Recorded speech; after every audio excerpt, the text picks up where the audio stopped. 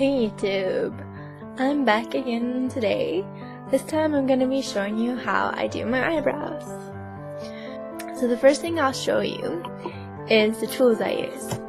So I have this awesome Maybelline New York Define Brow pen. It's just like a mechanical pencil and it's just really fine. So the color's not quite right, but I still use it to like outline the shape of my brow. Then to fill it in, I have a kit which has a wax and a powder. It's by Browsing and it's the light one. And then finally, because this is for blonde hair, I go over it with just a little bit of orangey colored eyeshadow. So first things first is shaping of your brows. Now I use a pair of Tweezerman tweezers. It's really important to have like tweezers that actually work. If you get really cheap ones or not well made ones, it's going to be pretty much impossible and more painful to get the hair out.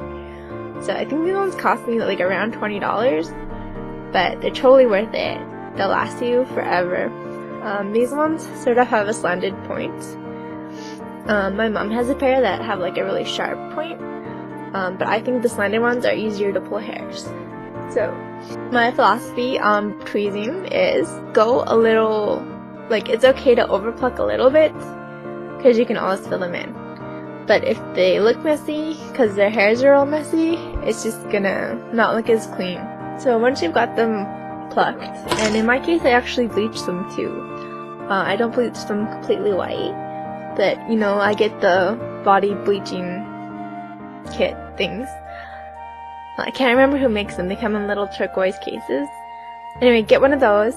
If you've got red hair, just leave it on for like a minute or two and it'll just lighten your brows from like black or brown to sort of a reddy shade.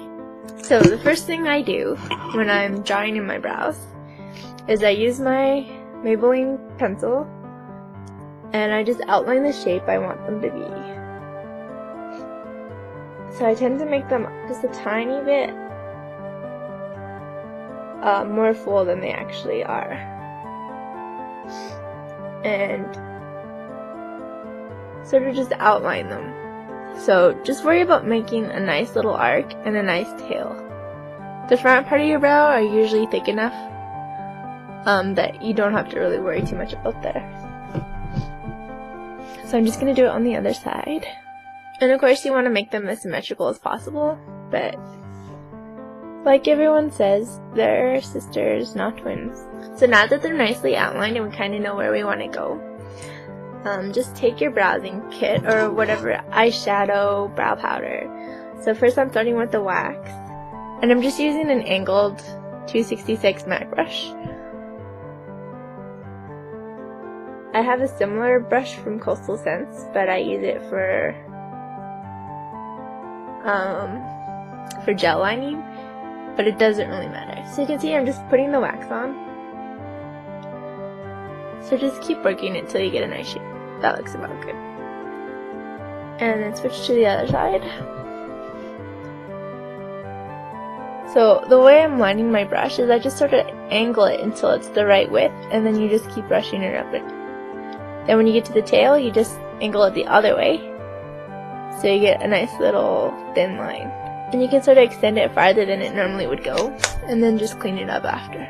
Then you can set it with your powder. I'm not going to use the powder that comes with the kit because it's the wrong color. I'm going to use just like the 88 matte palette, and I'm just going to take a couple of the orange colors. I just dip my brush quickly in these, and it's like this way overkill orange. And tap it off, and then just really lightly, it makes a nice orangey color that I think is a pretty good match for my hair. Same on this side. So that's about it. I think they look pretty good. So then you can just keep putting on the rest of your makeup and you're good to go with nice big brows.